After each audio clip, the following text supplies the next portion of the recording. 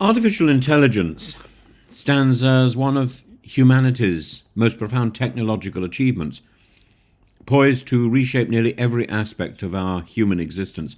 From early automation to today's generative models, AI has transitioned from a theoretical curiosity to a transformative force. And the recent announcements by DeepSeek, the Chinese AI firm that has developed a large language model comparable to OpenAI's ChatGPT, highlights the acceleration of AI capabilities and the growing international competition in the field. And so producing laws to try and restrict AI seems to me to be as stupid as trying to stop the sea coming in. AI's journey has been nothing short of remarkable. From the foundational work in the 1956 Dartmouth Conference to IBM's Deep Blue defeating Jerry Kasparov in chess, each milestone has marked a leap forward, and the rise of deep learning, neural networks, large language models like GPT-4, DeepSeek and Google's Gemini, demonstrate our capacity to create machines that not only compute, but also generate, analyze, and even approximate human creativity. AI is now deeply embedded in our daily lives, mediating 20% of our waking hours through digital interfaces, and its impact extends beyond convenience. AI is revolutionizing healthcare through diagnostics, enhancing financial forecasting, automating laborious tasks, and expanding the frontiers of scientific discovery, dealing with big data in a way that we could not. This is Turing made large, isn't it? A frequent question surrounding AI's evolution on the subject of Turing is whether it possesses consciousness. And while AI can simulate reasoning, it doesn't exhibit self-awareness or subjective experiences or autonomy beyond its programmed functions. So it's a little bit like the Chinese room experiment. But so identifying the difference between the illusion of knowledge and consciousness is quite hard. Philosophers and cognitive scientists debate the nature of consciousness, but current AI, including DeepSeek, operates purely on pattern recognition, statistical inference, rather than genuine understanding. And if somebody has better knowledge about this, please get in touch with me and let's do some sort of video about it and find out, look more deeply, literally a deep dive. I hate that expression. But the distinction between intelligence and consciousness remains a fundamental barrier, ensuring that, for now, AI remains a tool rather than an autonomous entity. And every technological revolution presents choices. Do we build for freedom, or do we allow AI to become the instrument of control? If AI is the new bureaucracy, are we going to allow AI to develop in the same way as we've allowed Aviva and Avanti and the Home Office to develop these extraordinary benefits, but also to raise serious ethical concerns about control and effectively about bullying? The benefits are that AI automates routine and automates complex tasks, reducing the human workload. So it ensures extra productivity. It has AI-driven research, accelerates drug discovery, climate modeling, space exploration. So it is of use in science. It's of use as a creative augmentation tool. Tools like DeepSeek, DAL-E, ChatGPT enable artists, writers, and musicians to extend their creative capacities. Sibelius and other tools using synthesized sound. But I think there's a difference between human creativity and what AI can produce. I'm always amused by what is Mid-Journey's inability to do hands.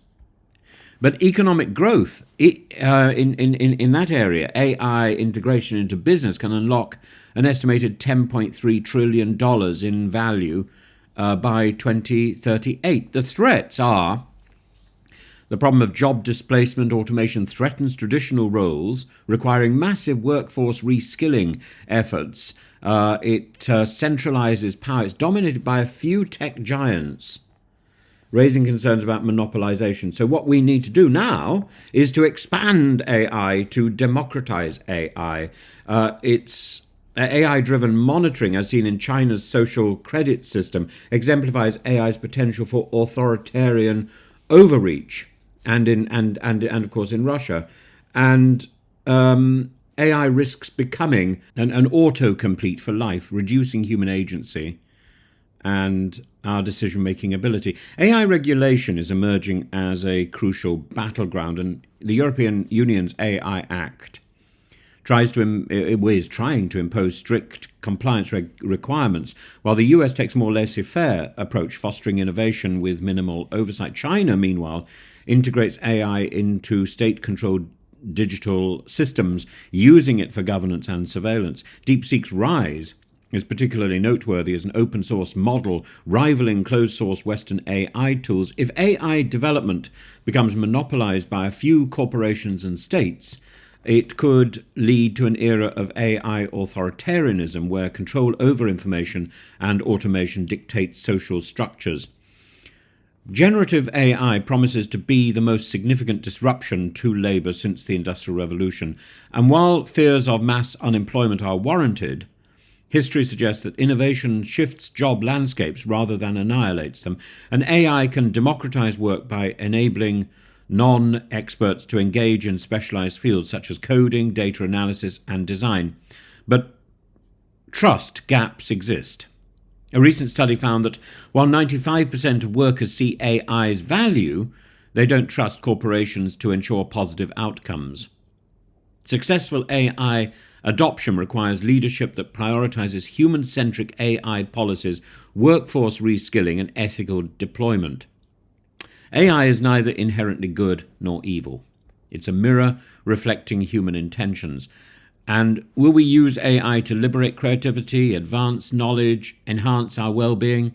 Or will it entrench inequality, erode privacy, and become an instrument of control? The future of AI is not predetermined, it's choice. And the stakes have never been higher.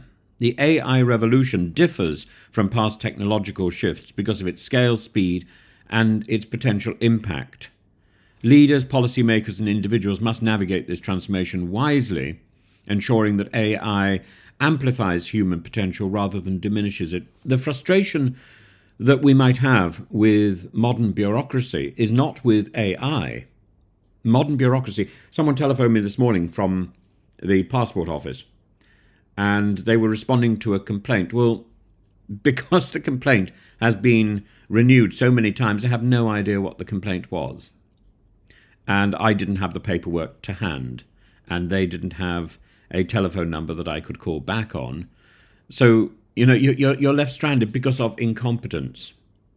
An AI system is unlikely to be incompetent. It's likely to have all the information to hand. And so in some ways, AI is something to be encouraged. But it will lead to the redundancy of those second-rate bureaucrats who cannot get the job done, who don't have the paperwork to hand, who haven't done their homework, who haven't read up before they actually press the redial. The next decade will determine whether AI is a tool of empowerment or a harbinger of digital feudalism. Do we want to control, or do we want to be liberated? I know what I want.